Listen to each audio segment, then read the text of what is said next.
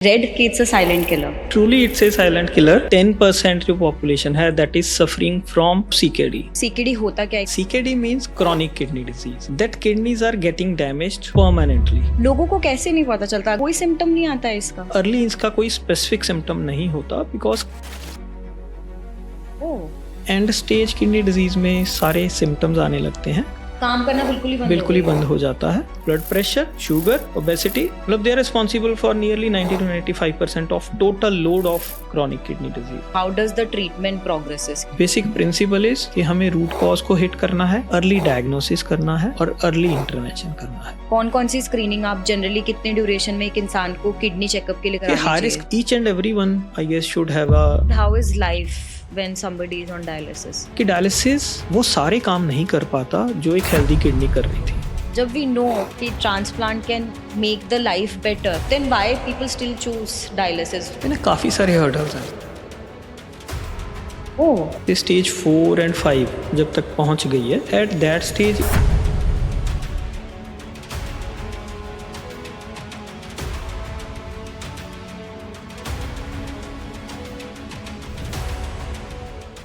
Hi everyone, welcome back to life का filter podcast, जहां हम किडनी की छोटी छोटी डिसीजेस को भी डाइसेक्ट करते हैं और आप तक पहुंचाते हैं वो सारी इंपॉर्टेंट इन्फॉर्मेशन जिससे आप अपनी किडनी को लाइफ लॉन्ग हेल्दी रख सकते हैं.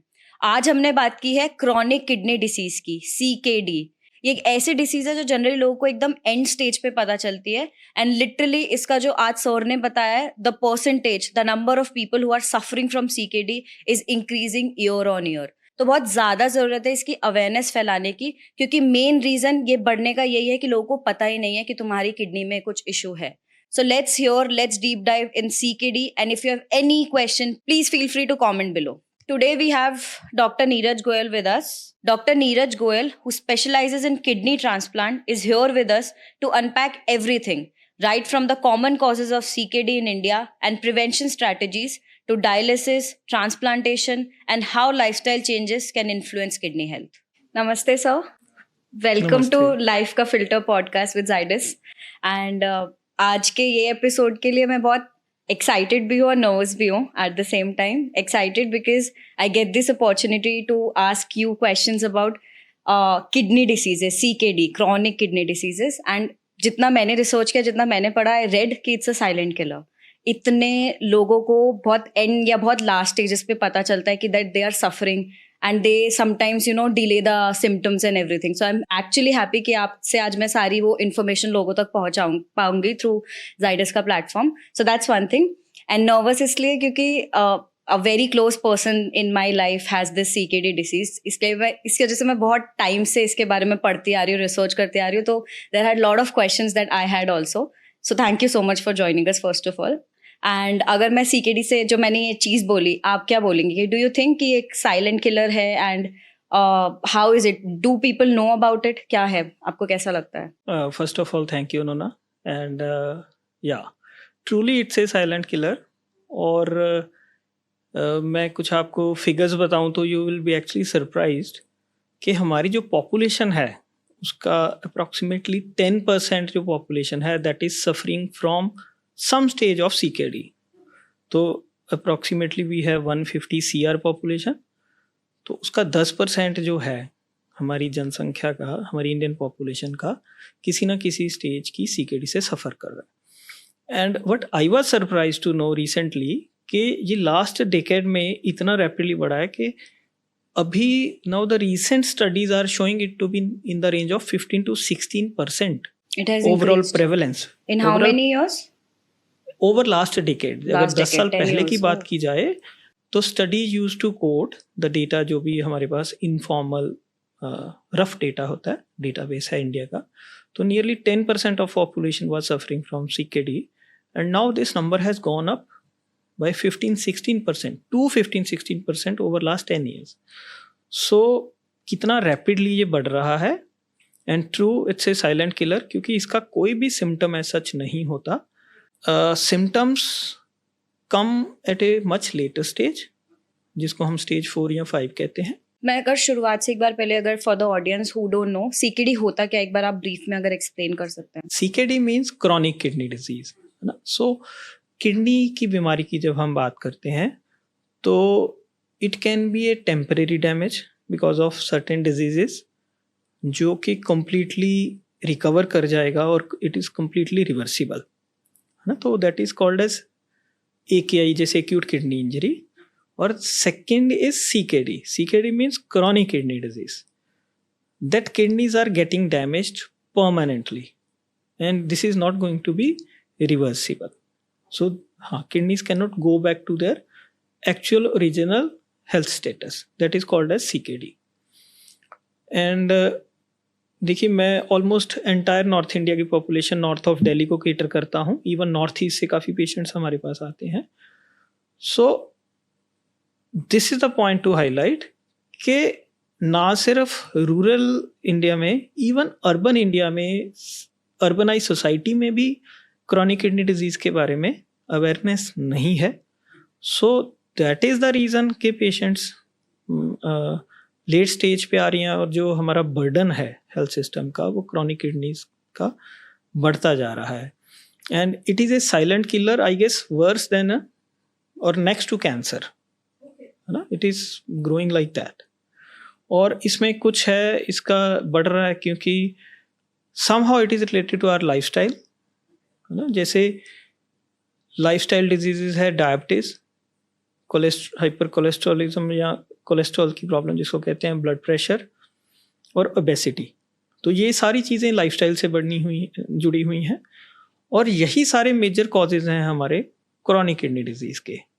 These are the major causes. Okay. Yeah, blood pressure, sugar, obesity. मतलब they are responsible for nearly 90 to 95% of total load of chronic kidney disease. They are responsible. तो जैसे जैसे lifestyle ख़राब हो रहा है, ओबेसिटी बढ़ रही है इंडिया में, वेस्टर्न कल्चर अडॉप्ट कर रहे हैं हम, तो प्रोसेस्ड फूड्स की तरफ जा रहे हैं, तो ये सब चीज़ों से हमारा लाइफस्टाइल ख़राब हो रहा है, लाइफस्टाइल डिजीज़ बढ़ रही हैं, वैसे वैसे CKD बढ़ रही है. बट आपने जैसे बोला कि ये जो जितना रैपिडली ये ग्रो हो रहा है, लोगों को कैसे नहीं पता चलता? अगर समथिंग इज हैपनिंग, कोई सिम्टम नहीं आता है इसका?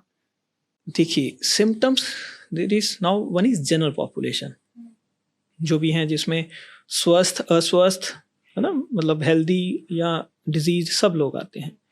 और एक होते हैं हाई रिस्क पॉपुलेशन, है ना. हाई रिस्क पॉपुलेशन है जो डायबिटिक्स हैं, लंबे टाइम से ब्लड प्रेशर से पीड़ित हैं, या जिनको हमें पता है कि family history of kidney disease है या किसी टाइप की किडनी डिजीज़ अभी सफ़र करी है, जैसे ग्लोमेरुलोनेफ्राइटिस वगैरह बोलते हैं, या जिनको किडनी इन्फेक्शंस रहती हैं, तो they are at high risk people for chronic kidney disease. तो उनमें तो एक स्क्रीनिंग होनी चाहिए जिनको ये तीनों बीमारी है, जिनमें हाँ जो रिस्क फैक्टर्स हैं, who are at high risk. That is the only way for early diagnosis. और जनरल पॉपुलेशन का अगेन वी कैन से कि type of screening has to be there, annual health checkup has to be there, and awareness about the disease. But early इसका कोई specific symptom नहीं होता because kidney has got a huge reserve.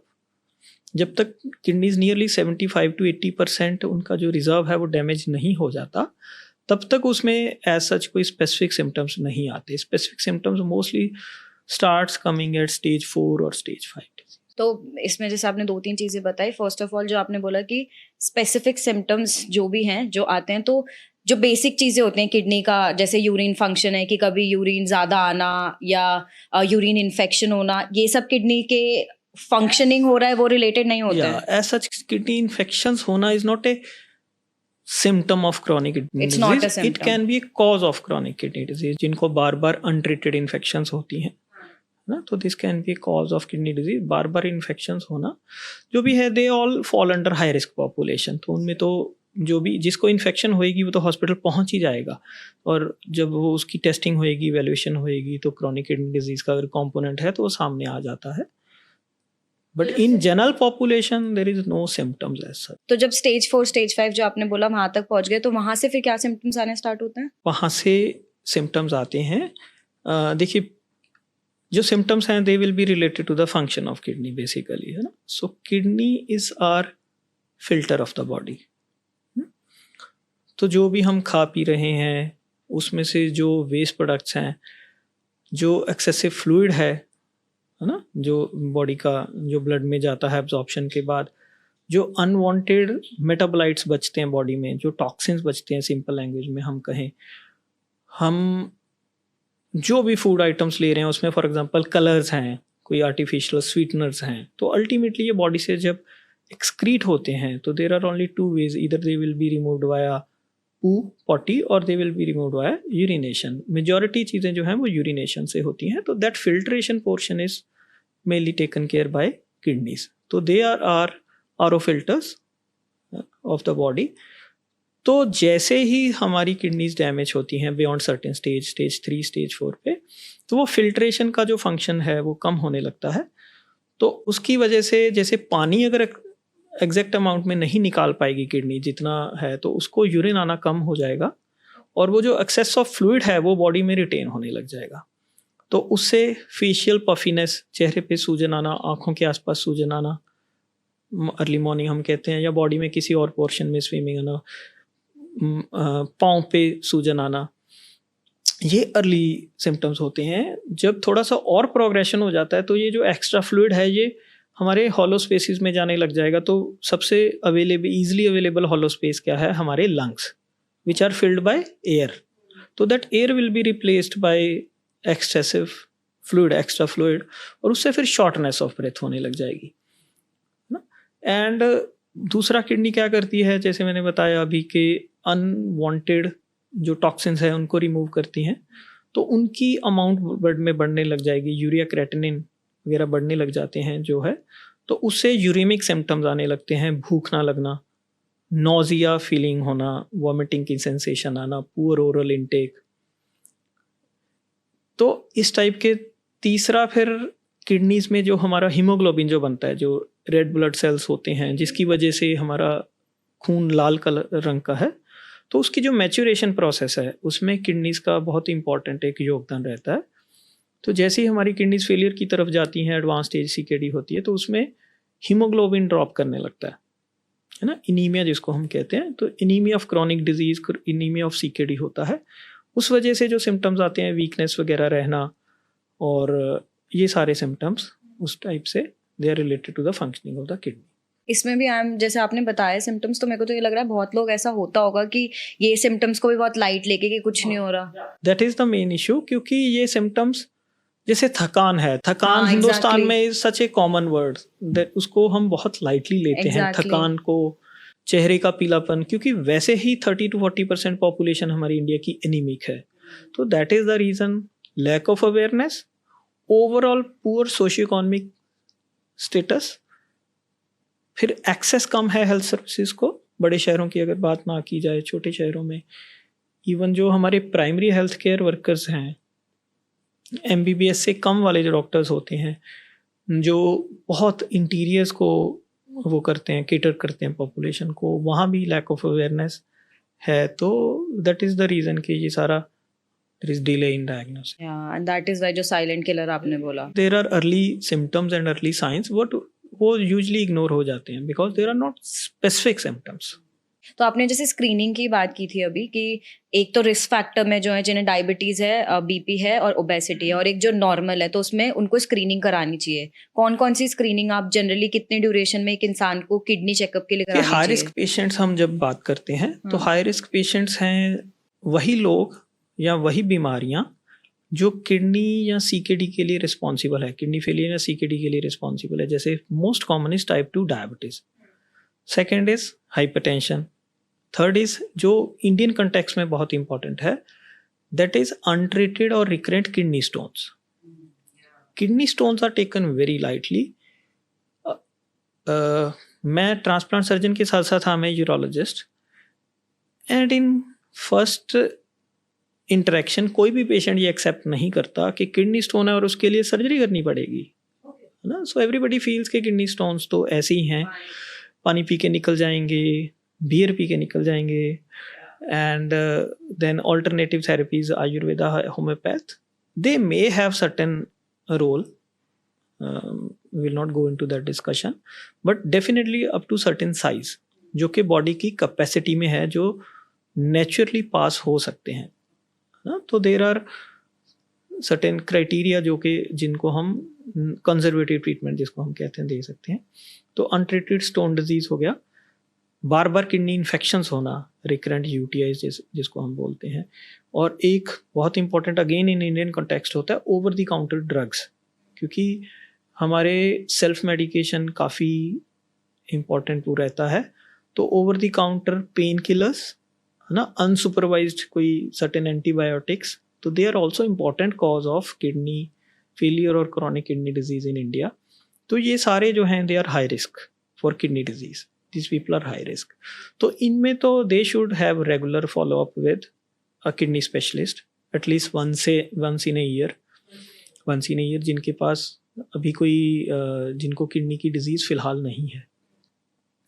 And then general population everybody, because देखिए diabetes blood pressure भी mostly लोगों को screening पे ही पता चलता है ना. तो each and every one I guess should have a general health checkup at least साल में एक बार, once you cross the age of 35 years और 40 ईयर्स कि जब हम वो क्रॉस करते हैं तो वंस ही नहीं. और बहुत सिंपल टेस्ट हैं, जैसे ब्लड के टेस्ट होते हैं जिसको हम किडनी फंक्शन टेस्ट बोलते हैं, ब्लड यूरिया, सीरम क्रिएटिनिन.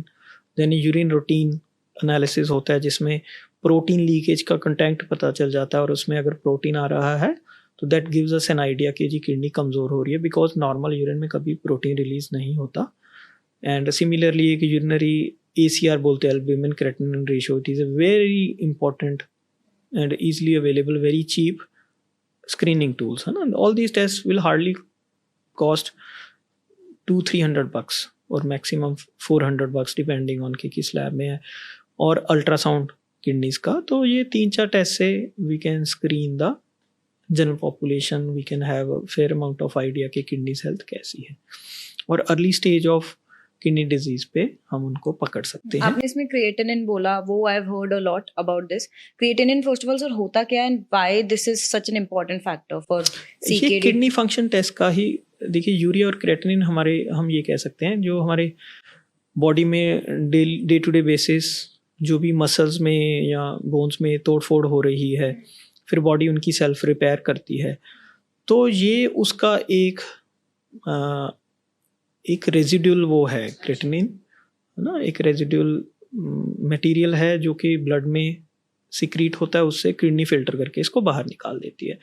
और जब किडनीज फेलियर में चली जाती हैं तो यूरिया और क्रिएटिनिन इनका कंटेंट ब्लड में जो नॉर्मल वैल्यूज़ है उससे एक्सीड करने लगता है, और वो हम सिंपल टेस्ट से इसको जान सकते हैं. तो that is called kidney function test. क्या है जनरली नॉर्मल वैल्यूज, और कितना ऐसे कि एक्सीड हो गया तो लोगों को लगता है कि it is going at normally जैसे एक्सेप्टेबल अडल्ट्स की अगर बात की जाए तो 0.7 से लेके 1.2 तक क्रिएटिनिन मानते हैं. It's normal. हाँ, बट थोड़ी सी रेंज कैन डिफर, लाइक वो कैलिब्रेशन जिसको बोलते हैं मशीन टू मशीन या lab to lab, it can be 1.1 for some labs, it can be 1.2 for other lab. ऐसी similarly urea is somewhere around 15 to 40 एक नॉर्मल रेंज मानते हैं. तो वो एक्सीड करेगा तो यानी कि किडनी पे कुछ इफेक्ट आ रहा है, स्पेशली इन द बैकग्राउंड अगर किसी को कोई वो डिजीज़ है, जैसे डायबिटिक है, ब्लड प्रेशर है, स्टोन डिजीज़ है, तो that is how we see in combination. तो इसमें अगर सपोज अब किसी ने टेस्ट कराया, उसके क्या आ गया कि क्रिएटिनिन का लेवल 1.2 1.4 से ऊपर है, या यूरिया जो आपने बोला एक लेवल से ऊपर है, देन व्हाट्स द प्रोसेस? क्योंकि फर्स्ट ऑफ ऑल जैसे आपने जो बोला, वन थिंग वाज स्कैरी कि it can not be reversed. So how does that work? देखिए, अगर कुछ ऑल्टर्ड KFT आता है उसमें ये है कि अगर आपने इंडिविजुअल लेवल पे टेस्ट करवाए थे तो द फर्स्ट एडवाइस इज कि आप अपने फैमिली डॉक्टर को या किडनी स्पेशलिस्ट को कंसल्ट कीजिए. तो आपको मेडिकल एडवाइस की ज़रूरत है. You may need some intervention. क्या रहता है, क्या कारण है, आगे जो भी है, इट मीन्स के at least you are at risk of kidney disease, you may be suffering from kidney disease ना. वो कौन सी स्टेज है, क्या है, तो बट हमें तुरंत डॉक्टर को मिलना चाहिए बिना कोई देरी किए. तो उसमें फिर क्या ट्रीटमेंट्स, मैं I want to get into that.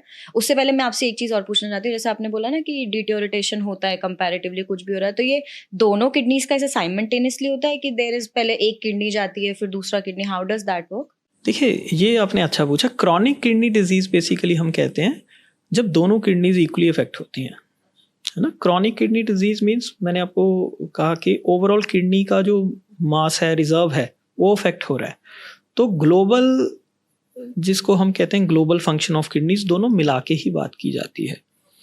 अगर एक हम नॉर्मल हेल्दी इंडिविजुअल की किसी कारणवश एक किडनी डैमेज होगी, that may B because of stone disease, उसको इन्फेक्शन होगी, और वो एक वॉलंटरी किडनी डोनर हैं जिन्होंने अपने लव्ड वंस को, सगे संबंधी को एक किडनी डोनेट कर दी, तो एक नॉर्मल इंसान को, या उनको सपोज एक किडनी में कैंसर आ गया, तो अगर वो उसकी एक किडनी हमने रिमूव कर ली तो पीछे एक किडनी रहेगी है, तो ही इज़ नॉट CKD, उसको हम क्रॉनिक किडनी डिजीज नहीं कह रहे। Chronic kidney disease are kind of mostly systemic conditions ना, systemic conditions, they are not localized, ऐसे नहीं है they are localized to one particular side of kidney, they are systemic. जैसे शुगर है, तो शुगर आपकी पूरी बॉडी को इफेक्ट कर रही है। अगर हम किडनी की बात की जाए तो दोनों किडनीज के सारे नेफ्रॉन्स को इफेक्ट कर रही है। किडनी के अंदर छोटे छोटे छोटे किडनीज होती हैं जिनको नेफ्रॉन बोलते हैं, दे आर इन लैक्स, है ना। तो वो पूरे नेफ्रॉन्स को इकट्ठा इफेक्ट कर रही है। अगर BP है तो वो पूरे नेफ्रॉन्स को इकट्ठा इफेक्ट कर रही है। अगर इन्फेक्शंस हो रही हैं या बॉडी में हम पेन किलर्स का ज़्यादा सेवन कर रहे हैं, तो वो पेन किलर्स सारी बॉडी में ब्लड के थ्रू सर्कुलेट हो रहा है, तो वो पूरा ही इफेक्ट कर रही है।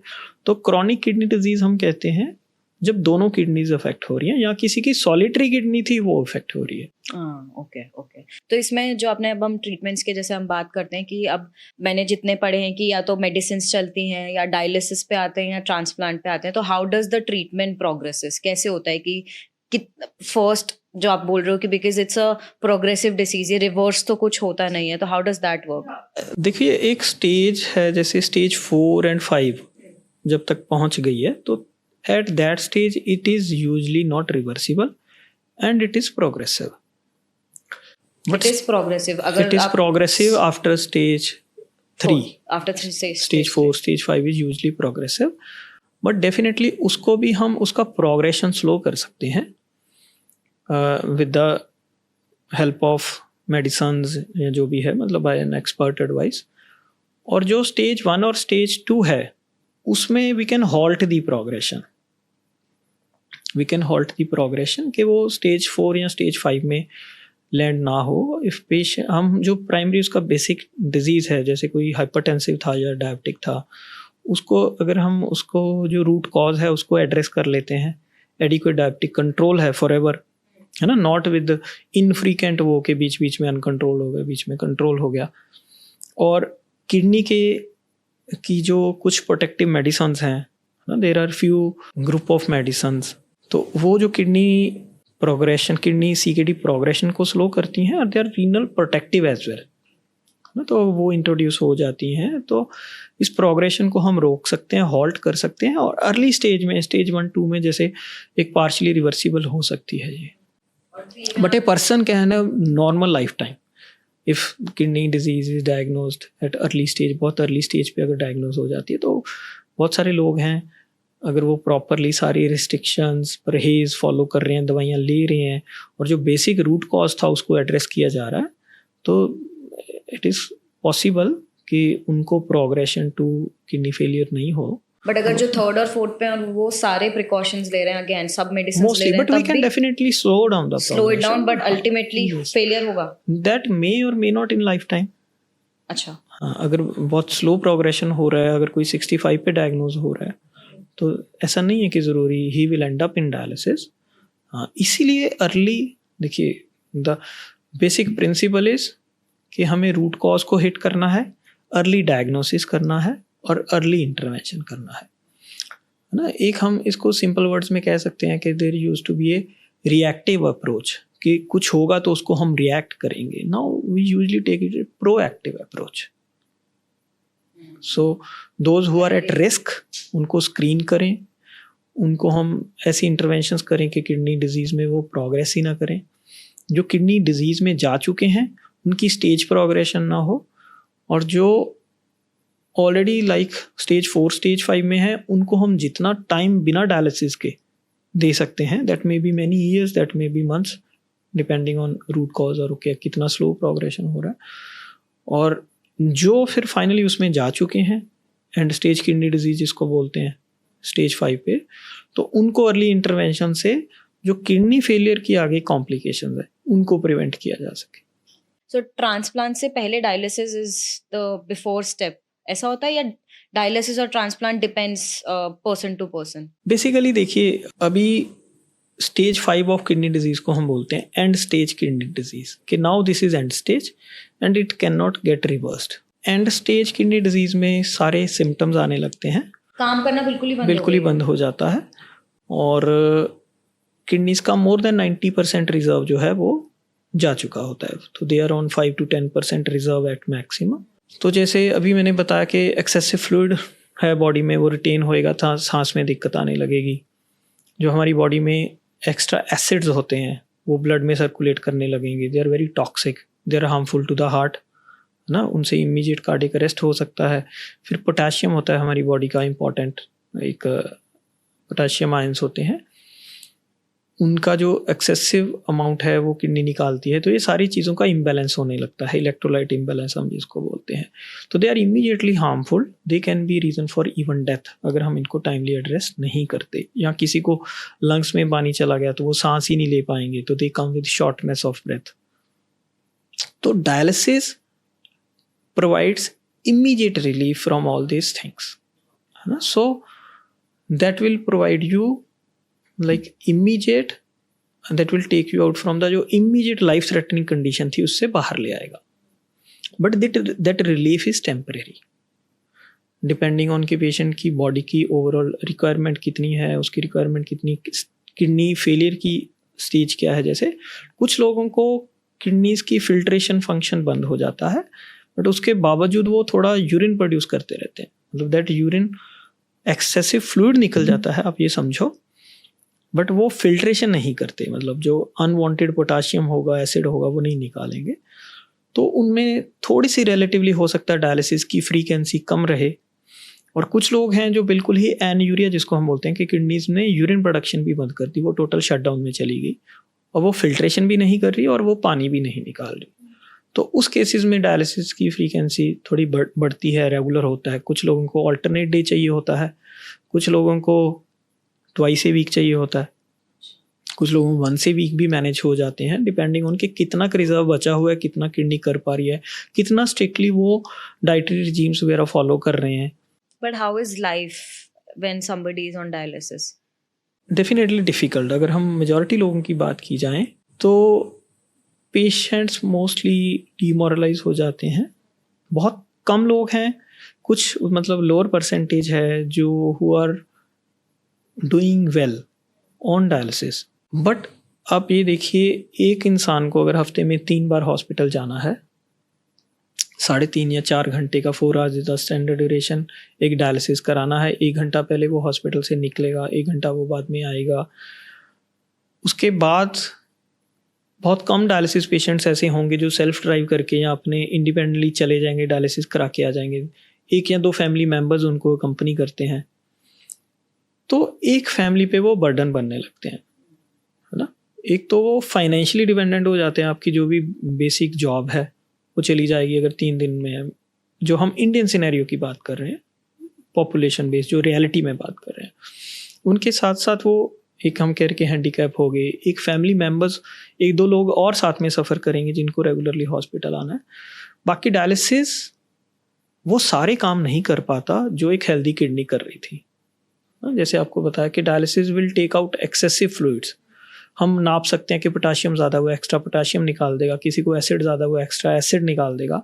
बाकी अनेकों ऐसे काम हैं जो किडनी कर रही है। सबसे इंपॉर्टेंट है ब्लड प्रेशर मेंटेनेंस, तो वो ब्लड प्रेशर मेंटेन नहीं होएगा, so they will be on many drugs for control of blood pressure. फिर एक होता है हीमोग्लोबिन जो हमारा बनता है, जिस वजह से खून हमारा रेड कलर का है, तो वो हीमोग्लोबिन मैच्योरेशन नहीं हो पाती, तो वो पार्शली सप्लीमेंट हो जाता है इंजेक्शंस की फॉर्म में।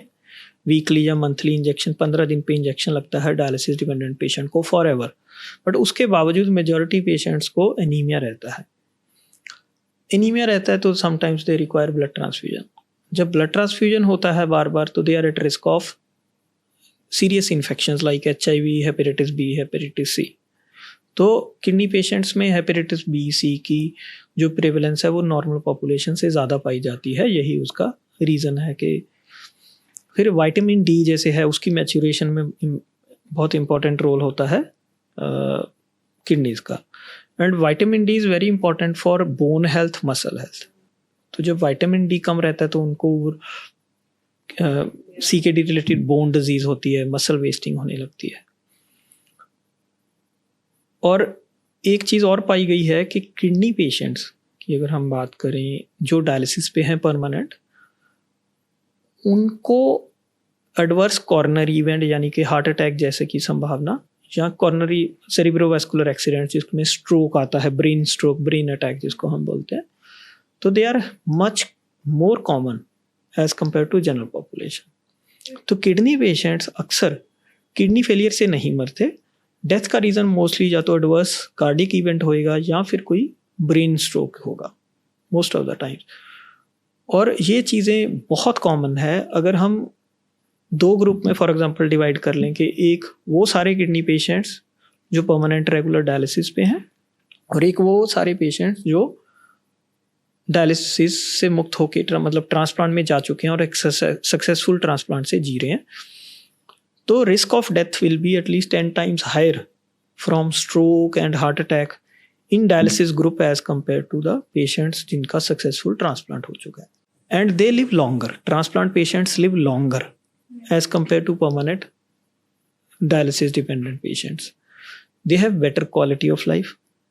सिर्फ ईयर्स ही नहीं दे रहा ट्रांसप्लांट, उनको जिंदगी लंबी नहीं कर रहा, क्वालिटी ऑफ लाइफ बेटर कर रहा है। इसमें सर मैं आपको 2 इंस्टेंसेस पूछूंगी, आप बताना। जैसे अभी प्रेमानंद जी महाराज की बहुत जो उनका एक है कि ये बात होती है कि 18 साल से वो डायलिसिस पे हैं, बट आपने एकदम प्रैक्टिकल साइंटिफिक साइड बताई है। ये साइड जब हम दूर से देखते हैं तो लोगों को लगता है कि हाँ चलो, I think people can live a normal life to.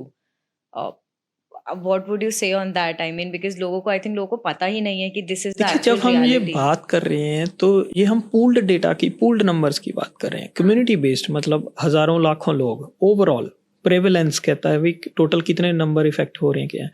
हम इसको इंडिविजुअल स्पेसिफिक नहीं कह सकते। बहुत सारे ऐसे लोग हैं जो अपनी पूरी लाइफ टाइम डायलिसिस पे निकाल देंगे और वो अच्छा करेंगे नॉर्मल। हाँ बिल्कुल बिल्कुल। दिस इज विजा विज, मतलब डायलिसिस वर्सेस ट्रांसप्लांट अगर हम बात करें। बट बहुत सारे लोग हैं, ये किसी एक इंडिविजुअल पे एप्लीकेबल नहीं होता। A individual can do really well on dialysis and a particular individual may not survive after even transplant. आपको पता होगा कुछ बड़ी बड़ी फिगर्स है ना, अभी हाँ recently सेलिब्रिटीज, जो सतीशा का हाँ बिल्कुल case बिल्कुल था, ना, उनका ट्रांसप्लांट हुआ and he didn't survive. So person specific हम नहीं कह सकते, but depends overall on a अगर lot हम of बात किया जाए, factors. बहुत सारे लोग होंगे जो डायलिसिस पे बहुत अच्छा कर रहे हैं। Is it a painful process dialysis?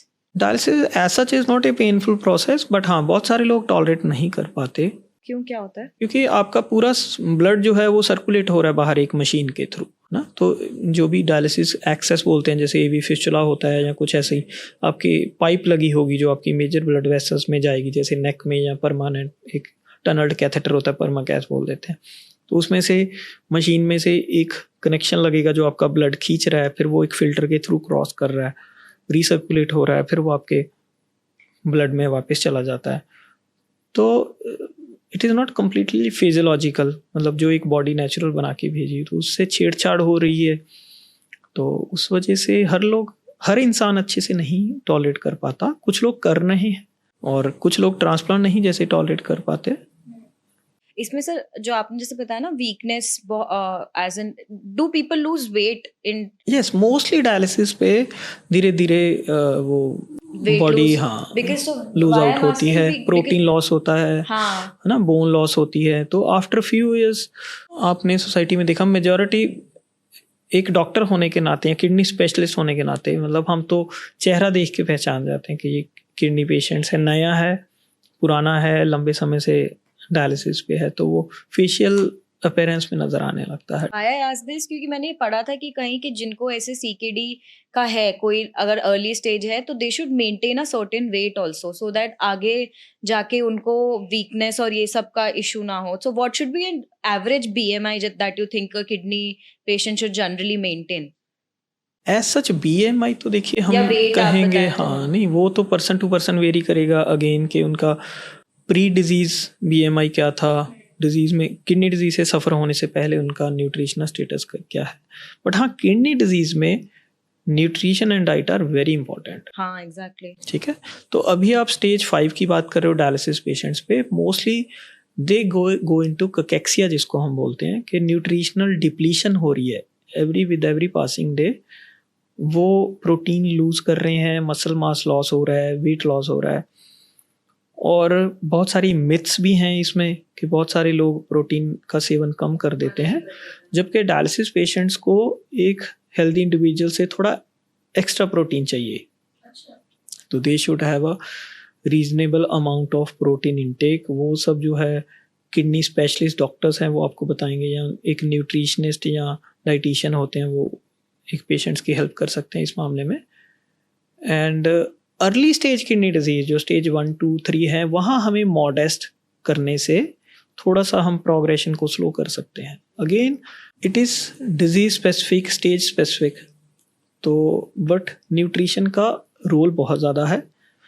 हमें माल न्यूट्रिशन अवॉइड करना है, एडिक्वेट प्रोटीन इंटेक लेना है, और वो जो भी BMI है वो मेंटेन करना है। वो मेंटेन, हाँ दिस इज आपने बहुत बड़ा मिथ बोला है, क्योंकि people just stop eating protein because ये बोला जाता है कि प्रोटीन खाओगे। जब आप डायलिसिस पे हो तो आपकी प्रोटीन इंटेक जो है बाकी पेशेंट्स के कंपैरिजन में बढ़ जाती है, और protein requirement. Okay, and probably eight 3 और समथिंग तो आप खाओ, पर मॉडरेट अमाउंट में खाओ एट स्टेज 3 हाँ, अर्ली स्टेज पे थोड़ा सा मॉडेस्ट इंटेक होता है, बट स्टिल जितनी बॉडी की बेसिक रिक्वायरमेंट है वो तो हमें चाहिए। देखिए प्रोटीन हमारे बॉडी की ईंटें हैं, they are like bricks of our body. तो सारी बॉडी तो प्रोटीन से बनी है, हमारे सारे सेल्स, हमारे बोन्स, हमारे मसल्स, और सारी रिपेयर जो है वो भी प्रोटीन ने करनी है।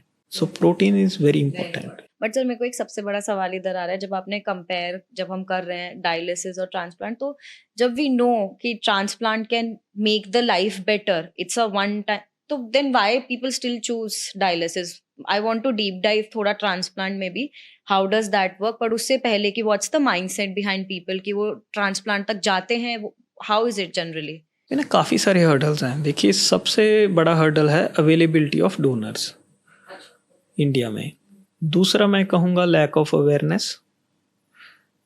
तीसरा हम ये भी कह सकते हैं कि ट्रांसप्लांट अभी अवेलेबिलिटी ऑफ फैसिलिटी भी कह सकते हैं, अगर हम छोटे शहरों की या रूरल इंडिया की बात करें। तो ये सब चीज़ें हैं। अब इसको इलेबोरेट मैं करूँगा कि most important is availability of donors. Donors दो टाइप के होते हैं। एक होते हैं लाइव रिलेटेड डोनर, कि कोई जीते जी फैमिली मेम्बर्स अपने लव्ड वंस को जो किडनी डिजीज से पीड़ित हैं उनको अपनी एक किडनी दान दे रहा है। और ये इसलिए संभव है क्योंकि भगवान ने हमें 2 किडनीज दी हैं, और अगर दोनों किडनीज हेल्दी हैं, स्वस्थ हैं, they are working up to their normal 100% potential, तो एक किडनी हमारे जीवन काल के लिए काफ़ी है। तो एक किडनीज हम सेफली डोनेट कर सकते हैं हेल्दी इंडिविजुअल्स में जिनकी दोनों किडनीज 100% नॉर्मली फंक्शनिंग कर रही। इसको हम कहते हैं लाइव रिलेटेड ट्रांसप्लांट। अब जब हम लाइव रिलेटेड डोनर्स की बात करते हैं उसमें एक तो है लैक ऑफ अवेयरनेस। तो बहुत सारी फैमिलीज में एक कंपैटिबल डोनर है हु इज़ हेल्दी, जो किडनी अपनी दे सकते हैं और अपने फैमिली मेम्बर्स को, चाहने वालों को बचा सकते हैं, बट उनको अवेयरनेस नहीं है। उसके अराउंड मिथ्स इतनी सारी हैं कि डोनर को भी किडनी डिजीज़ हो जाएगी या डोनर बचेगा नहीं, या हमारे पास गांव के लोग आते हैं वो कहते हैं जी किडनी देने के बाद भी वो परमानेंटली बेड पे पड़ जाएगा, बेड रिटर्न हो जाएगा। तो that is lack of awareness. Generally वैसे होता क्या है? What's the scenario, actual scenario? अगर हम स्क्रीन करके देखिए, it is a very well organise science. Basically transplant ऐसा नहीं है कि ये ओवरनाइट होने लग गया। जिस स्थिति में आज हम हैं इन ईयर 2025, इसको यहाँ पहुँचने में लास्ट 65-70 ईयर्स की जो है कंटिन्यूस डॉक्टर्स की एफर्ट्स हैं, रिसर्च है ना, और there has been regular improvement in outcomes. Transplant की जो आउटकम है वो पिछले 75 साल का जो नतीजा है जिस पे हम आज ये बात कर रहे हैं। तो उसमें एक प्रोसेस है, देयर आर सर्टेन क्राइटेरिया कि वो कौन डोनेट अपनी किडनी कर सकता है। अगर हम उन क्राइटेरियाज को स्ट्रिक्टली फॉलो कर रहे हैं तो हम ये पहले रूल आउट करते हैं कि हमारे ये इंटेंडेड ऑपरेशन से, किडनी लेने से डोनर की हेल्थ पे कोई उसका एडवर्स इफेक्ट नहीं होना चाहिए।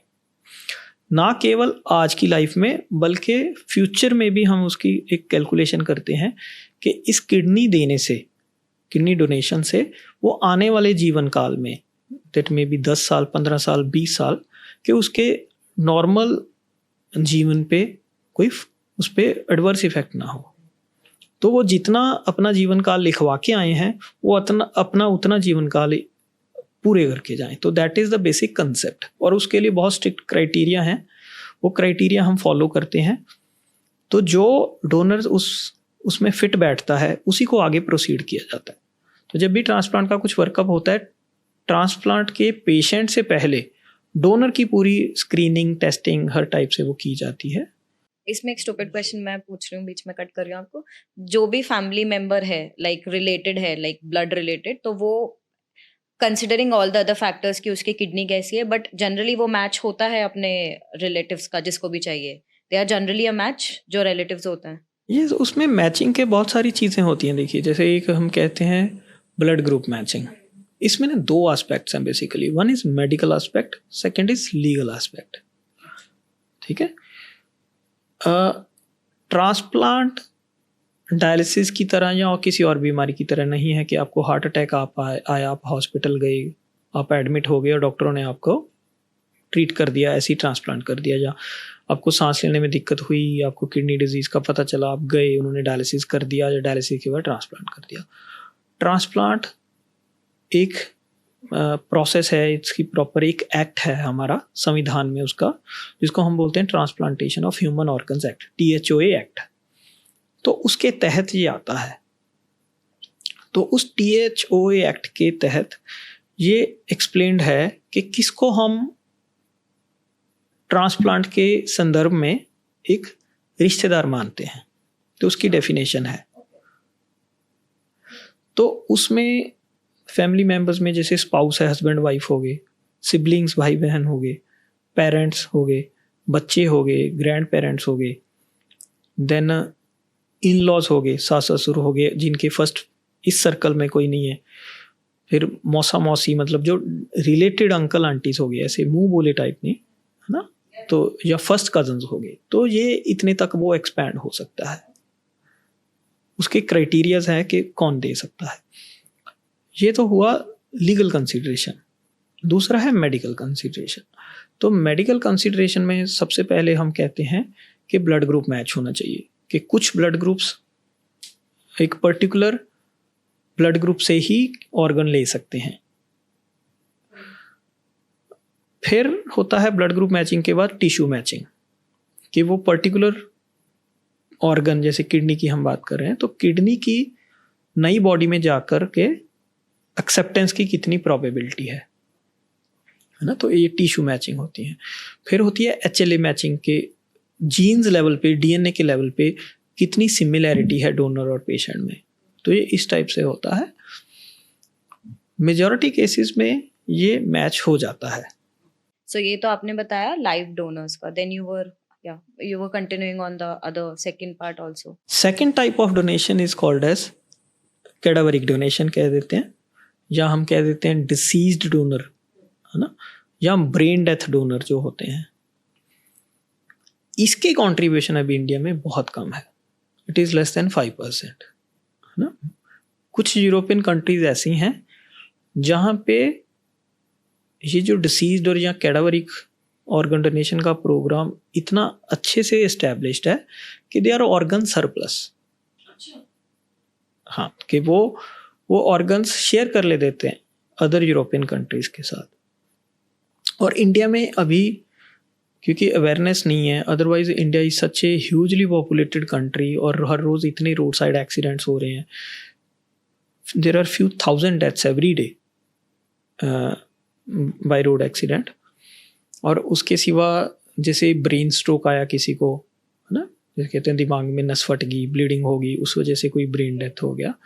तो ब्रेन डेथ का मतलब होता है कि उनकी ब्रेन रिस्पॉन्ड नहीं कर रहा, वो परमानेंट कोमा में जा चुके हैं और वो इस स्थिति से वापस नहीं आ सकते, बट अभी उनके ऑर्गन्स जो हैं दे आर फंक्शनिंग, किडनीज चल रही है, हार्ट धड़क रहा है, बट डेथ इज इमिनेंट।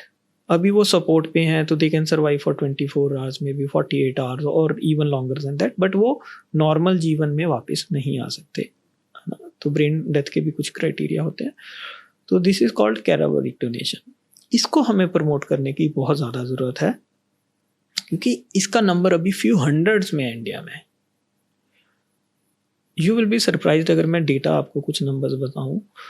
हमारे इंडिया में अकॉर्डिंग टू रफ एस्टिमेट्स, ये रफ एस्टिमेट्स इसलिए हर बार मैं कहता हूँ क्योंकि हमारे पास बहुत रोबस्ट डेटा सिस्टम ऐसा नहीं है। हमारी जो हेल्थ सर्विसेज हैं बहुत, वो भी वेरिड हैं। दिल्ली में एनसीआर में देखिए अलग लेवल की हेल्थ सर्विसेज अवेलेबल हैं, अहमदाबाद में जाओगे अलग लेवल की है, ट्राई सिटी में, चंडीगढ़ में अलग लेवल की है, और छोटे गांव में जाओगे तो अलग लेवल की है। तो कितनी पॉपुलेशन को कौन सी बीमारियां हैं, तो वो सारा एग्जैक्ट डेटाबेस हमारे पास नहीं होता। We have not have a centralize system like United States. तो इस वजह से ये सारे एस्टिमेट्स रफ होते हैं।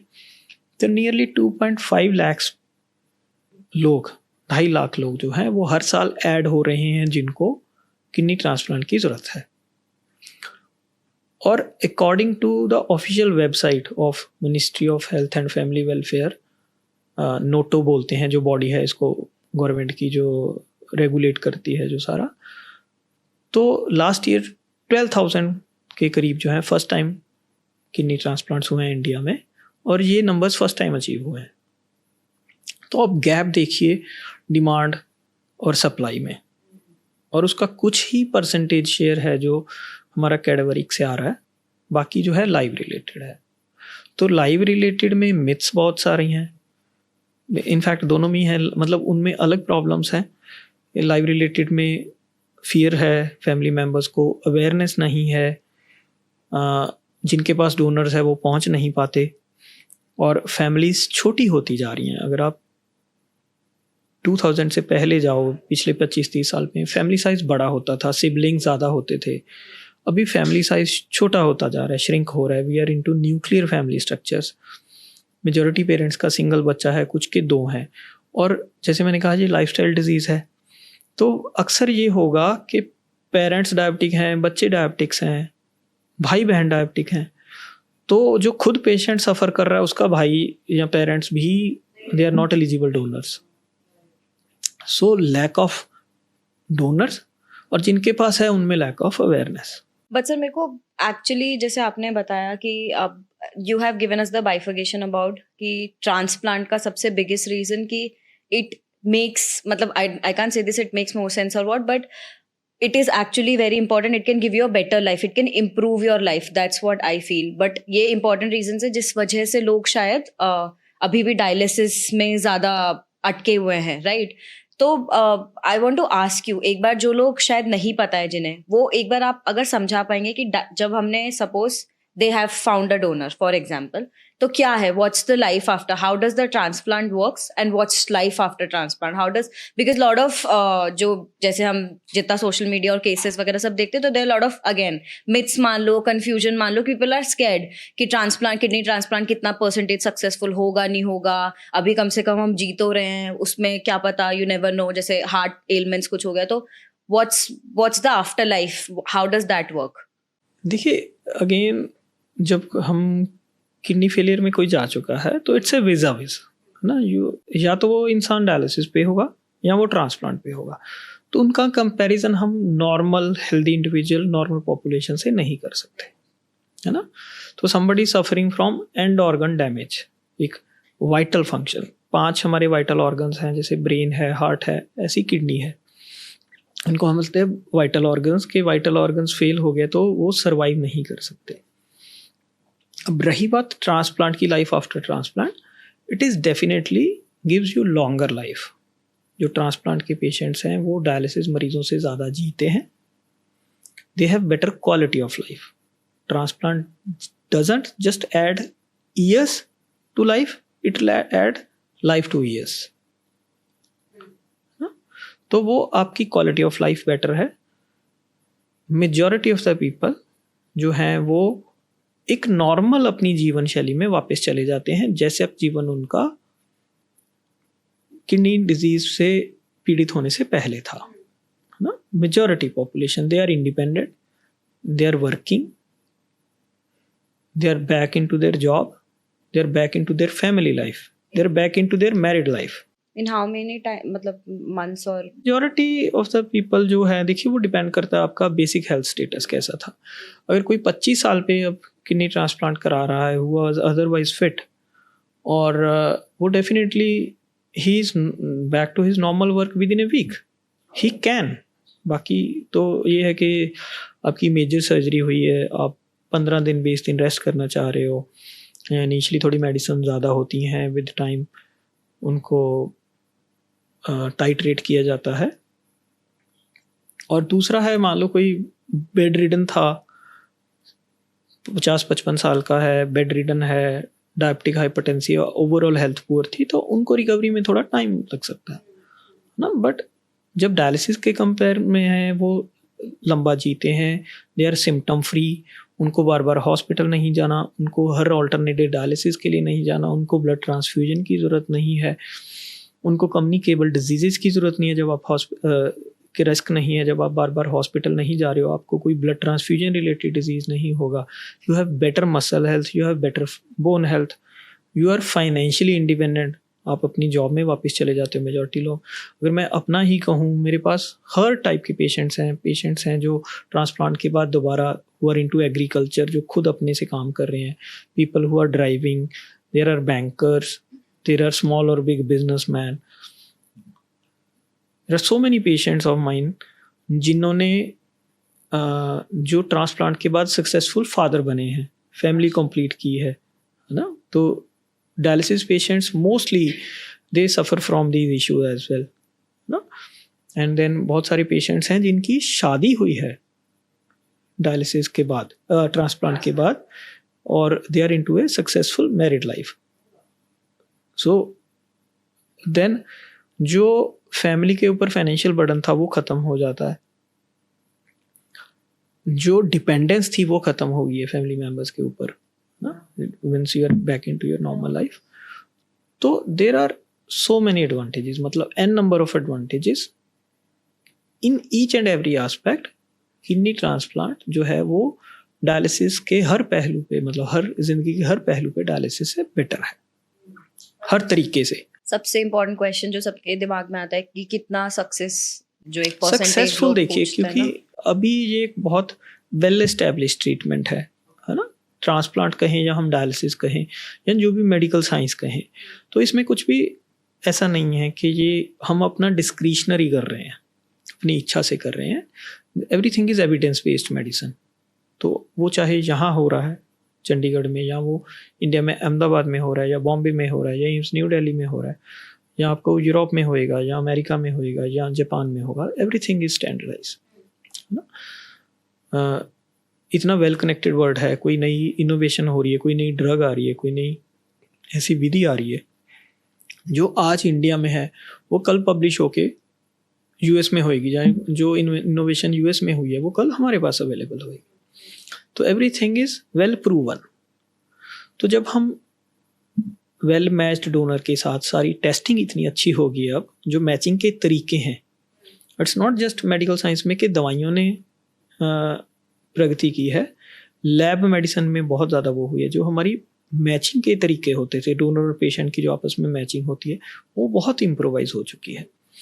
तो अगर हम ये सब कुछ करके चल रहे हैं, उनको प्री ऑपरेटिवली सारा अच्छा मैच डोनर है, तो success rates are in excess of 95%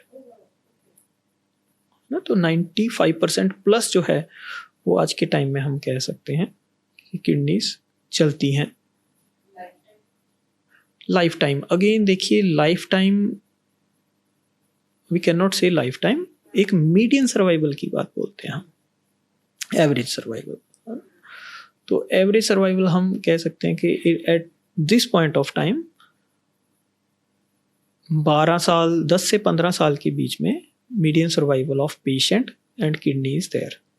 but उसमें कुछ लोग होंगे जिनको इमीडिएट रिजेक्शन हुई, जिनकी किडनी नहीं चली, जैसे 5% हम कह सकते हैं, या फर्स्ट ईयर ऑफ ट्रांसप्लांट में वो किसी ना किसी कारणवश खराब होगी, वो रिजेक्शन हो सकती है, मेडिकल इश्यूज हो सकते हैं, सर्जिकल इश्यूज हो सकते हैं, इन्फेक्शियस इशू हो सकते हैं, या पेशेंट ही नहीं सर्वाइव किया, they have unrelated reasons, heart attack आ गया या ब्रेन स्ट्रोक हो गया या कोई और इन्फेक्शन रिलेटेड डेथ होगी।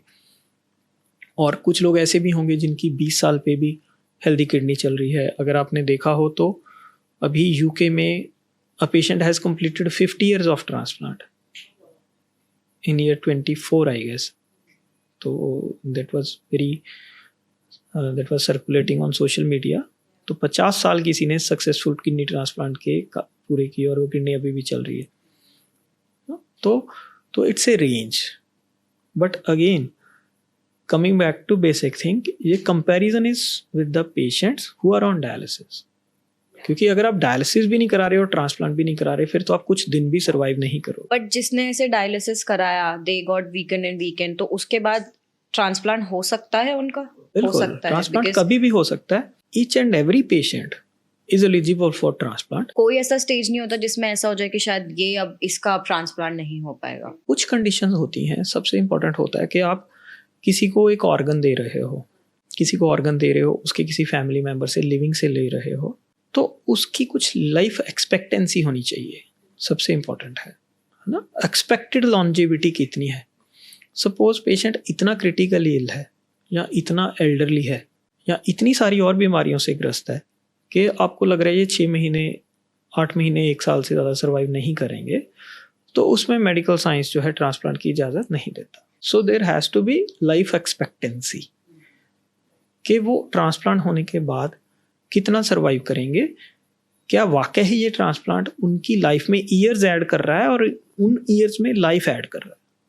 बट जस्ट इन केस, जैसे आपने बताया कि प्रोबेबली किसी की जिसकी 1 साल के अंदर शायद रिजेक्ट हो गया कुछ, तो उस केस में फिर वापस ट्रांसप्लांट कर? हाँ, हो सकते हैं, बिल्कुल हो सकते हैं, ऐसा नहीं है। ऐसे बहुत कम कंडीशंस हैं who are not candidate for transplant. बाकी कि उसका रूट कॉज क्या रहा पहली किडनी ना चलने का, उन फैक्टर्स को हम अगर एड्रेस कर सकते हैं तो सेकंड ट्रांसप्लांट होता है, थर्ड ट्रांसप्लांट भी होता है, दुनिया में होता है।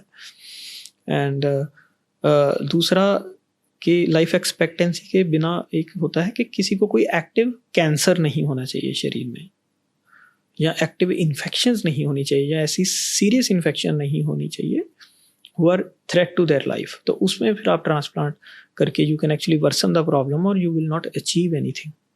बट इसमें सर जो मैंने एक चीज पढ़ी थी कि जैसे इम्यूनोसप्रेसेंट्स बहुत देते हैं, तो उस केस में फिर लोगों को इन्फेक्शन बहुत होने के चांसेस होते हैं। How does that work? नहीं, ये बहुत नहीं होता, वो हमें टाइट्रेट करना है। देखिए basically everything is we have to, that is the job of a doctor. हाँ, that is the job of a doctor. तो अब बॉडी के लिए जो भी ऑर्गन हम ट्रांसप्लांट करते हैं, it is a foreign body, it is like a big bacteria, you can say कि वो बॉडी में अपना नहीं है। Body has this capacity of self versus non self, है ना। तो दे कैन डिफरेंशिएट, जो कि हमारी इम्यूनिटी का बेसिस है ना। तो हमें कोई इन्फेक्शंस होती हैं बैक्टीरिया की, वायरस की, तो बॉडी उससे कैसे लड़ती है, क्योंकि वो डिफरेंशिएट कर पाती है ये मेरा अपना है, ये पराया है। तो पराये को वो इम्यूनिटी से फाइट करके डिस्ट्रॉय कर देती है। तो this same concept applies on organs as well. तो ये जो हम टेस्टिंग करते हैं, जो अभी आपको कहा टिश्यू मैचिंग करते हैं, उसमें यही सब कंपैटिबिलिटी देखी जाती है कि कितनी बॉडी की प्रोबेबिलिटी है इसको नॉन सेल्फ डायग्नोज करने की या सेल्फ लेने की। जितना क्लोजली रिलेटेड डोनर और पेशेंट का रिश्ता, ब्लड रिलेशन जो है, तो उतनी रिजेक्शन की संभावना कम होती जाएगी, उतनी उनकी नीड फॉर इम्यूनोसप्रेशन भी कम रहेगी। बट इम्यूनोसप्रेशन सबको चलेगी, and that is always modest. ठीक है, वो एक टाइट्रेट करके उसका एक बैलेंस बनाया जाता है कि अननेसेसरी इन्फेक्शंस को अवॉइड किया जा सके और रिजेक्शंस को भी अवॉइड किया जा सके। बट ये सब लाइफ टाइम मेडिसिन्स होती हैं? Medicines our life time, medicines our life time. Okay. उनकी डोज टाइट्रेट होती रहती है with every passing day, with every passing month, with every passing year. Immunosuppression का लेवल कम होता जाता है क्योंकि बॉडी अडॉप्ट कर लेती है उस किडनी को। उसकी जैसे जैसे टाइम निकलता है, maximum risk of recognition of foreign organs जो है वो इनिशियल टाइम में है, जैसे जैसे टाइम निकलता जाएगा बॉडी उसको एडजस्ट करके दी जाएगी। बट एक सर एक बहुत ऐसे इम्पोर्टेंट सवाल, जो लोग जो जैसे होता है ना कि आप as a doctor you know lot of people Google a lot, they read a lot, so हमेशा अब हर चीज ऐसे बोली जा रही है कि जैसे 10 साल में you will get a cure for everything. जैसे अभी स्टेम सेल्स का स्टडी है कि शायद किडनी को, जहाँ जैसे आपने बताया कि it's progressive and it is once damage can not be reverse. Do you think ऐसा कुछ आएगा कि probably 10 years down the line there will be some advancement where probably the damaged kidney can also be advancements reversed? Definitely आ रही हैं। हाँ, देखिए, ऐसा नहीं है कि किडनी डैमेज बंद हो जाएगा, we are on the rise. मैंने आपको पहले ही बताया कि 10 साल पहले अगर 10% इंडियन पॉपुलेशन सीकेडी से सफ़र कर रही थी, आज वो 15% की रेंज में है, and this is growing very rapidly, है ना। और उसको थामने का, उसको रोकने का कोई तरीका नहीं है, वो तो होना ही होना है, because we are actually going into a bad lifestyle, है ना। लाइफ स्ट्रेसफुल होती जा रही है, डाइटरी हैबिट्स ख़राब होती जा रही हैं, एक्सरसाइज कम होती जा रही है। जो हमारा बेसिक एसेंस था, जो अगर हम इंडिया की बात की जाए, अगर आप 100 साल 200 साल पहले की बात की जाए, तो एवरीबडी वाज ए लेबरर। मतलब हमारी जो पॉपुलेशन थी वो खुद हाथ से काम करती थी, है ना। तो वो प्रोफेशनल्स थे सारे, जो ह्यूमन लेबरर्स थे, जो काम करते थे। तो इस वजह से लाइफस्टाइल डिजीजेस कम होती थी। तो लाइफस्टाइल डिजीजेस वैसे बढ़ रही हैं कि हमारा खान पान खराब हो रहा है, हमारी एक्सरसाइज कम हो रही है, हमारा लाइफ स्ट्रेसफुल हो रही है, लाइफ बहुत फास्ट हो गई है। लाइफ फास्ट हो गई है तो हमारी एक्सपेक्टेशंस बहुत ज़्यादा है उससे। दूसरा एक और इम्पॉर्टेंट चीज़ है कि हमारी लॉन्जेविटी बहुत बढ़ गई है, हमारी लाइफ एक्सपेक्टेंसी बढ़ गई है। जब अंग्रेज़ हमारे देश को छोड़ के गए तो I guess life expectancy was somewhere around 37-40 years. जो इंडियन इंडिविजुअल की लाइफ एक्सपेक्टेंसी थी वो इतनी थी। आज वो लाइफ एक्सपेक्टेंसी 70 के करीब है। तो आज से 100 साल पहले 40 साल पे अगर ये माना जाता था कि 40 साल पे अगर डेथ हो रही है तो वो अपना जीवन काल पूरा करके गया है, और आज हमें 70s पे भी लगता है कि वो थोड़ा जल्दी चला गया, है ना। तो जैसे जैसे हमारा लाइफ की लॉन्जेविटी बढ़ रही है, हमारा जीवन काल लंबा हो रहा है, तो उसमें आने वाली प्रॉब्लम्स, हर चीज़ में वेयर एंड टेयर हो रहा है, सारे ऑर्गन्स पुराने हो रहे हैं, वो भी घिस रहे हैं, तो ऑब्वियसली इन बीमारियों ने तो बढ़ना है। रही बात एडवांसमेंट्स की, एडवांसमेंट्स डेफिनेटली हो रही हैं। अगर डायलिसिस की बात करें, क्वालिटी ऑफ डायलिसिस इंप्रूव हो रही है। जो उसके बुरे इफेक्ट्स हैं वो विद एवरी न्यू इनोवेशन वो कम हो रहे हैं, उनके फ़ायदे बॉडी में ज़्यादा हो रहे हैं। और ट्रांसप्लांट में there have been huge enormous वो एट एवरी लेवल यहाँ पे बहुत रिसर्च हुई है, दवाइयाँ बहुत अच्छी आ गई हैं, उनकी साइड इफ़ेक्ट्स बॉडी में कम हो रही हैं, रिजेक्शन के चांसेस कम हो रहे हैं, साइड इफ़ेक्ट्स कम हो रहे हैं, तो इन्फेक्शंस कम हो रही हैं। They are more to the point, targeted therapies are there. Testing के तरीके बेटर हो रहे हैं, जिससे हम पहले ही रिजेक्शन की पॉसिबिलिटी को कम कर रहे हैं। जो सेंसिटाइज्ड पेशेंट्स हैं वो रूल आउट हो रहे हैं कि टेस्टिंग इतनी अच्छी है, वो पहले ही हमें बता रहा है कि इस पर्टिकुलर डोनर के साथ हमारी प्रोबेबिलिटी ऑफ रिजेक्शन बहुत ज़्यादा है, तो हम उसका ट्रांसप्लांट नहीं करेंगे। देन सर्जिकल टेक्निक्स रिफाइन हो गई हैं, हाँ, सर्जिकल कॉम्प्लिकेशंस बहुत मिनिमाइज हो गई हैं। और अभी जो फ्यूचर आ रहा है, अगर आपने प्रिंट मीडिया, सोशल मीडिया में पढ़ा हो, तो रिसेंटली जैसे पिग की किडनी, एक मॉडिफाइड जो पिग किडनी थी, जेनेटिकली इंजीनियर्ड यूएसए में, तो इनिशियल किडनीज कुछ दिन के लिए चली, फिर सेकंड किडनी कुछ हफ्तों के लिए चली। अभी जो एक है वो 9 months 273 days कंप्लीट किए यूएसए में, है ना। तो इसको बोलते हैं जीनो ट्रांसप्लांट, के किसी और स्पीशीज का transplant. That can be the future, that can be the future. कोई नहीं जानता कब, 5 साल बाद, 10 साल बाद, बट जितना रैपिडली हो रहा है डेफिनेटली विल, एटलीस्ट हम अपने जीवन काल में, आई एम वेरी होपफुल कि हम ये सब देख पाएंगे और करेंगे, है ना। तो वो जो गैप है हमारा डिमांड सप्लाई का, वो इन्हीं चीज़ों से कम हो सकता है, जो जेनेटिकली इंजीनियर्ड या आर्टिफिशियल। बट अगर हम कहें कि बीमारियां खत्म हो जाएंगी, वो तो मुझे नहीं लग रहा, वो तो बढ़ने वाली हैं। बट इसमें मेरे को सर एक क्वेश्चन बहुत कांस्टेंट आ रहा है बार बार जब आप मेरे को ये बता रहे हो ट्रांसप्लांट का, because it gives a lot of hope while you से इट। आई फील इट कि जब जो जितना एक स्कैरी पार्ट है ऑफ किडनी फेलियर, बिकॉज सिर्फ एक फिल्टरेशन का नहीं, उसके ऊपर भी बहुत काम कर रही है, तो but kidney transplant is a big hope for people.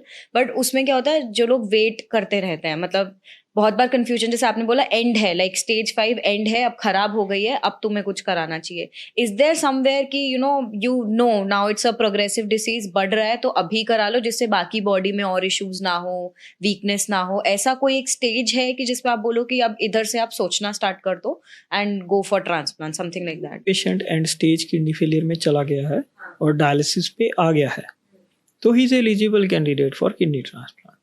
जिसको बोल दिया कि आपको डायलिसिस तो आपको कराना ही जरूरत ही पड़ेगा. है, हाँ उसको Okay. जरूरत है, and he is eligible with few exceptions जो हम पहले बात कर चुके हैं.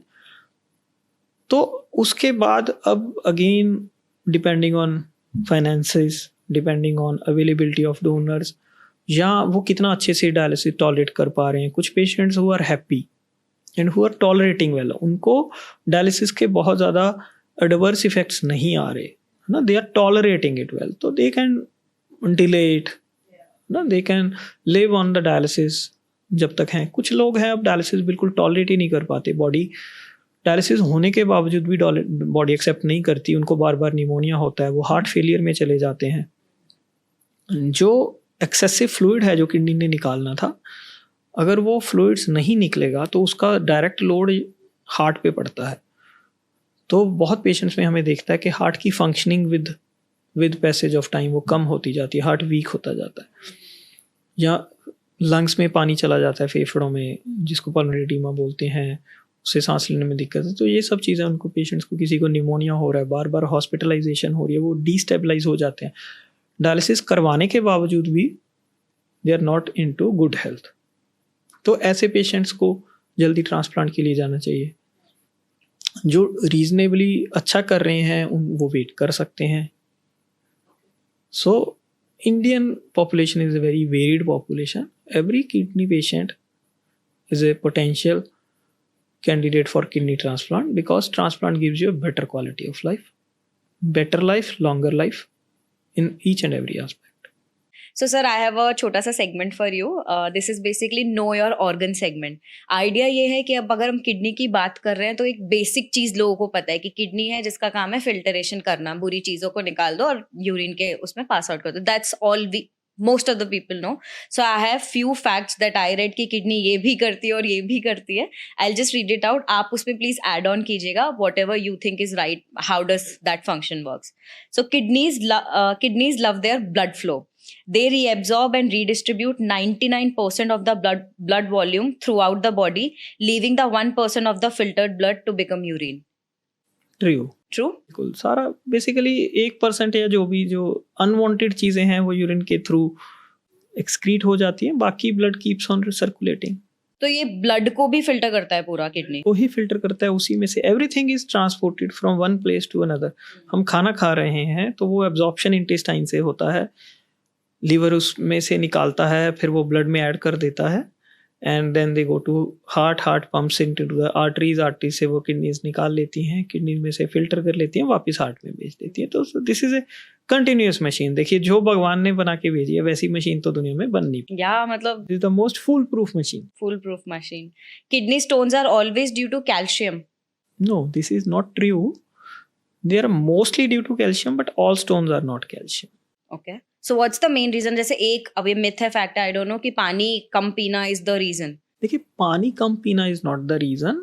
बेसिकली वो हमारी जेनेटिक टेंडेंसी है. सबसे इंपॉर्टेंट है that is tendency to stone formation. जिनको बनते हैं उनको अक्सर बार बार बनते हैं, जिनको नहीं बनते, एक फैमिली है, उनके फैमिली मेम्बर्स के लिए सेम एनवायरनमेंट है, सेम टेम्परेचर है, same kind quality of water है ना, गर्मी सर्दी सेम है, बट एक बंदे को स्टोन्स बनने हैं, दूसरे को नहीं बन रहे, तो इट इज़ बिकॉज उनकी जेनेटिक टेंडेंसी है. बनता क्या है, बट व्हाट इज इट जो स्टोन बन जाता है? देखिए, वो हमारी बॉडी के ही ब्लड में से फिल्टर्ड वो होते हैं. Mostly they are calcium based. 90% stones are calcium based, but उसके सिवा यूरिक एसिड स्टोन्स होते हैं या ट्रिपल फॉस्फेट स्टोन्स होते हैं, कुछ इन्फेक्शन बेस्ड स्टोन्स होते हैं जैसे cystine stones. They are genetic diseases, newborn बच्चों में होते हैं, तो उनकी बॉडी में कुछ ऐसी कमी है जो कि वो कुछ अनवांटेड पदार्थ जो है हमारे ब्लड में से वो किडनी में जमने लगते हैं. तो इस type they are different, but they are endogenous foreign bodies. Endogenous you understand के बॉडी के अंदर ही बनी है, हमारी बॉडी के अंदर बनी है, but they are foreign bodies. So you have to remove it. That's very important. लोग वो कहा गया जब मैं था पानी पी के निकाल दूंगा, बियर पी के पानी निकाल बिल्कुल दूंगा। हेल्प करेगा आपको। हाँ। पानी जिनकी नॉर्मल फंक्शनिंग किडनीज और जिनको स्टोन है, अगर वो पानी का सेवन अधिक करेंगे तो उनकी टेंडेंसी जो है स्टोन फॉर्मिंग टेंडेंसी को कम किया जा सकता है। बट ऐसा नहीं है कि हर वो इंसान जो पानी कम पीता है तो उसको स्टोन्स बनेंगे, या हर वो इंसान जो पानी ज़्यादा पिएगा उसको स्टोन नहीं बनेंगे। Makes sense. Detox juices or drinks can cleanse your kidneys. नहीं, देखिए जो दुनिया का सबसे फुल प्रूफ डिटॉक्सिफिकेशन सिस्टम है उसको कोई कैसे आप बाहर की डाइट से डिटॉक्सिफाई कर सकते हो? These are all myths. Oh, okay. People with kidney disease should stop drinking milk and milk products. No, this is also not correct. This is a very big myth. This is not. Majority of the stones are calcium based stones, but milk and milk products are not the only calcium source. Milk, especially in Indian background, milk is a very important source of animal proteins. जो vegetarians लोग हैं, they otherwise उनको animal proteins का exposure नहीं होता, तो milk is a very good source of modest intake of everything is okay. बाकी आपको expert advice आपके doctors देंगे कि who are those patients who need to restrict the calcium, who are those patients who need to have, there are certain situations जहाँ kidney stone है और आपको actually हम patients को calcium intake बढ़ा देते हैं, ऐसी भी situations है। Okay. Once kidney is damaged, dialysis is the only option. You have answered it already. या इट इज़, ऐसा नहीं है, सब किडनी पेशेंट्स को डायलिसिस की ज़रूरत नहीं है। ये उनकी किडनी की स्टेज और रीज़न ऑफ किडनी फेलियर पे डिपेंड करता है। और अगर कोई एंड स्टेज किडनी फेलियर की बात करें तो डायलिसिस और ट्रांसप्लांट दो ऑप्शंस हैं। Anatomy. The right kidney is usually smaller and placed lower in the body than the left kidney. Partially true because it is mostly lower than the left kidney, क्योंकि वहाँ structure body की ऐसी है, वहाँ liver आ जाता है तो liver इसको पुश कर देता Liver है। is the largest, right? नहीं, liver is a separate organ. हाँ, yes, largest liver is organ of larger body. In हाँ. In dimensions. अगर हम डायमेंशंस की बात करें हैं तो इट इज, तो इसलिए most of the times right kidney is lower than left kidney placement की बात की जाए, but this is not true that right is smaller than left. Acha, this is not true. Okay. If a child is born without a kidney, the other one will grow and weight the same as two kidneys put together. देखिए हाँ, उसमें एक हम कहते हैं कि compensatory hypertrophy, body उसको अपने आप ही एडजस्ट कर लेती है। किसी कोई बच्चा किसी डिसेबिलिटी के साथ हुआ है तो एक हाथ कमज़ोर है तो यूजुअली यू विल सी कि दे आर वन हैंडेड, तो they are much more skilled, their that hand is much more skilled. एक आँख की आई साइड कमज़ोर है तो दूसरी आई बहुत स्ट्रांग हो जाती है। सेम वे अगर एक किडनी कमज़ोर है या एक एब्सेंट है तो दूसरी किडनी यूजली स्ट्रांग हो जाती है। But it is not about के हम फिजिकली कहें कि वो दो के बराबर है या नहीं है, but they are stronger, larger, bulkier than person जिसको दो फंक्शनिंग किडनीज होंगी। एक को अगर कोई बीमारी नहीं, उसको बोलते हैं कंपेंसेटरी हाइपरट्रॉफी, तो बॉडी ने उसको कंपेंसेटरी हाइपरट्रॉफी कर दी है। Efficiency में better हो जाती है? Yes, Okay, yes. got it. वो that may be 1.5 times of the original kidney or whatever, but they are usually larger. Your body waits until your bladder is half full before you go to the bathroom. How does that function works? No, that is, we usually get sensation. We may get initial first sensation जिसको हम कहते हैं कि जब when it is above the half fill, but otherwise when it is full that gives us a strong urge to urinate. Kidney also activate vitamin D in your body, but only as a last resort. It does? It activates, और जब भी हमारी kidney damage होती है तो vitamin D जो है, vitamin D वो मैच्योर नहीं हो पाता। That is why kidney patients को विटामिन डी की फंक्शनल डेफिशिएंसी रहती है। इस पे सर पर एक ऑपोजिट मैंने ये भी पढ़ा है फिर कि अगर सपोज ये जो लोग शायद गलती भी करते हैं कि जिसको विटामिन डी की किडनी इश्यूज की वजह से फॉर एग्जांपल कमी आ गई, then they start taking injections, और वो इंजेक्शंस ले जो भी कैल्शियम इंजेक्शंस और ऐसे सारे जो दवाइयाँ हैवीली लेते हैं, and then that causes more kidney damage. वो देखिए वो तो है ही, अनसुपरवाइज्ड या आप सेल्फ मेडिकेशन में जाओगे तो you can definitely harm your self, but otherwise vitamin D deficiency is much more common जो हम सोचते हैं। और किडनी पेशेंट्स में it is A functional deficiency, क्योंकि वो विटामिन डी जो फंक्शनल फॉर्म में होता है वो नहीं पहुंच पाता, but that can be easily replaced. अभी इस पे तो बहुत रिसर्च हुआ है, बहुत एडवांसमेंट हुई है। देयर आर वेरी इजी सैशेज और स्मॉल 5 ml एम्प्यूल्स और vials everybody can replace it by getting it tested. Last, people who live at high altitudes may have larger kidneys than those who live at lower one. No, this is not very true. These are just all the facts that actually are जो मैंने जितना किया that are written कि kidney actually ऐसे different anatomy and different चीजें हैं जो लोगों के होता है. Kidney size will depend on your overall stature of the body. क्या size है आपका, क्या BMI, क्या height है, क्या weight है. Person who is weighing 80 kg and is totally fit with a normal 25 BMI, and on the other side there is a small stature lady who is weighing 45 kg but she's also having a BMI of 24-25. Definitely 80 kilo वालों की kidneys थोड़ी बड़ी होंगी अच्छा as compared to छोटे वाला. तो that ये होता depends है? on your entire size की बात की जाए तो, but both will be equally healthy. Both kidneys will be equally healthy for that particular person, for that particular individual. तो ये तो सर चलो मैंने खुद से ढूंढ के जितने मुझे दिखे कि 6 फुट के इंसान की किडनीज लंबी होंगी as compared to 5 foot. This is new. I didn't know. I thought कि मतलब जितना मेरे को पता था कि हमारे सारे ऑर्गन्स उसी हिसाब से प्रोपोर्शन sizing में होता बड़े है. हैं ना. तो हमारे अच्छा है हाथ सर. भी तो बड़े होंगे लंबे इंसान के. तो जिनके ऑर्गन्स बड़े थे यार अच्छा है उनके. हाँ, उनके लिए अच्छा है, बट हाँ उनके लिए अच्छा है जब तक वो हेल्दी हैं. जब तक वो है, of अगर courस. कोई किडनी बीमारी से ग्रस्त है तो वो बड़ा भी उतनी ही प्रोबेबिलिटी है उसकी डैमेज होने की. ऐसा नहीं है कि बड़ी किडनी लेट डैमेज होगी अगर उनको अनकंट्रोल डायबिटीज है, अनकंट्रोल ब्लड प्रेशर है. तो एवरीथिंग उसकी बॉडी की रिक्वायरमेंट भी अकॉर्डिंगली ज़्यादा है. जो 80 kg का पर्सन इंसान है, 6 फुट लंबा है, तो उसकी बॉडी के ओवरऑल वेयर एंड टेयर भी उसी प्रोपोर्शन में ज़्यादा है. उसी हिसाब से उसकी बॉडी की किडनी लंबी है. जो 50 किलो का है, 40 किलो का है, फिट एंड हेल्दी है, उसकी उसी प्रोपोर्शन में उसकी बॉडी का वेयर एंड टेयर कम है. तो very interesting that I think लोग जनरली यही समझते हैं that कि doesn't mean साइज कि तो सेम ही taller होगा. person is less prone to diseases. Of course. Last चीज, अगर सर कोई जो देख रहे हो कोई पेशेंट है जो प्रॉब्ली सेकेंड और थर्ड स्टेज पे, because it's a progressive disease, last चीज आप उनको जो एक होप देते हुए कि what should be the mantras, because you see patients day in and day out who is suffering through this.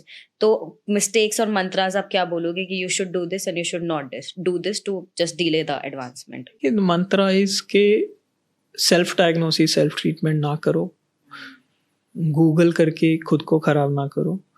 And if you are at risk और you are already having कि आपको कुछ पता चला है कि रिपोर्ट्स अच्छी नहीं आ रही हैं, without any further delay immediately consult a specialist.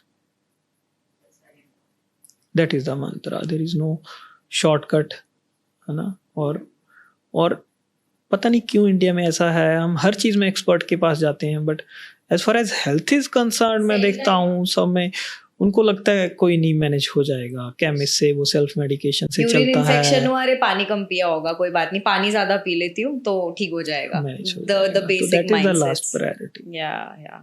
Thank you so much, sir. I mean, trust me, sir, this episode is something where you have given a lot of hope to people.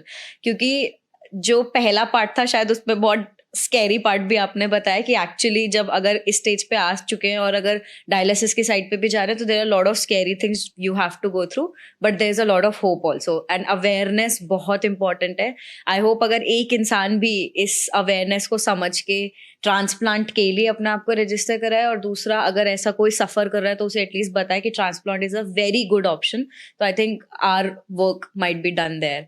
So thank you so much. I would say to Zydus also for giving this life का filter. I mean filter word से ही kidney related है, तो let's filter that out and make it a better thing. But thank you so much for giving this wonderful advice, for putting so much efforts, है ना, ये सब यहाँ लाने के लिए और लोगों के तक पहुँचाने के लिए.